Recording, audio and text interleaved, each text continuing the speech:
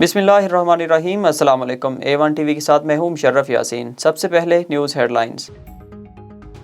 सियासी सूरत-ए-हाल और अमन व अमान पर कौम को इत्मीनान में लेने का फैसला। वज़ीर-ए-आज़म आज कौम से खिताब करेंगे। इमरान खान मौजूदा सूरत-ए-हाल और हुकूमती इक़दामात से आगाह करेंगे।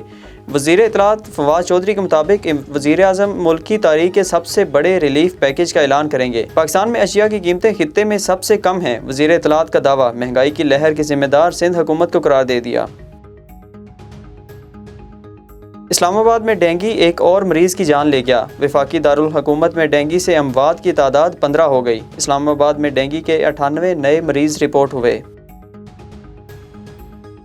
मौसम सरमा में गैस की ज़रूरियात पूरी करने के लिए हुकूमती इक़दामात। पाकिस्तान LNG लिमिटेड ने 2 LNG कार्गोज़ की खरीदारी के लिए टेंडर जारी कर दिया। मारूफ इंटरनेशनल सप्लायर से कार्गोज़ के लिए बोलियां तलब कर ली गईं। नवंबर के आखिरी 2 हफ्तों के लिए 2 LNG कार्गोज़ मंगवाए जाएंगे।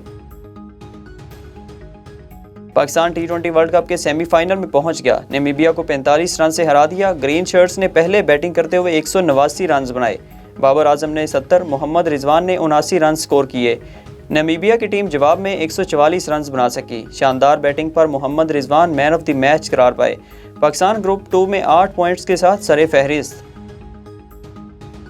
कराची के इलाके मवाज कोट में तेल के गोदाम में आतिशज़दगी, जुलस कर 3 अफराद जख्मी, अस्पताल मुंतकिल। पुलिस के मुताबिक आग सिलेंडर धमाके के बायस लगी।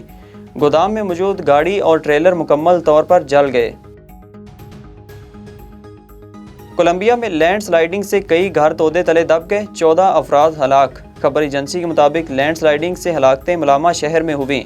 हलाकतों में इजाफे का खदशा। हेडलाइन से फिलवक्त इतना ही। मजीद खबरों से बाखबर रहने के लिए देखते रहिए A1 टीवी। A1 टीवी, सब पे नजर, अंदर की खबर।